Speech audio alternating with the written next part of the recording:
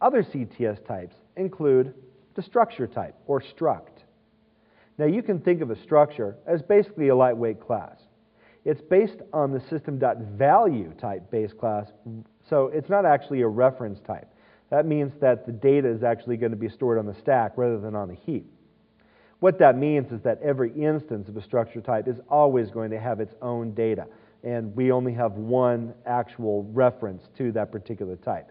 So you couldn't have more than one reference that points to the same physical object when you're using the structure type. And that way it differs a little bit from using classes. The interface type provides a set of members that we're going to be using to implement into other classes.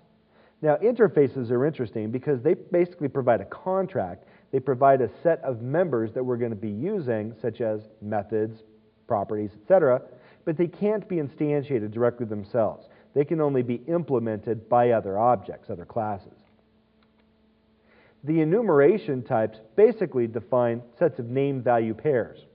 Now, these are very handy for storing predefined property values and method parameters. You could, for example, specify that a method would accept parameters only of a specific enumeration type. Therefore, you know exactly which values are valid to be passed into that particular parameter.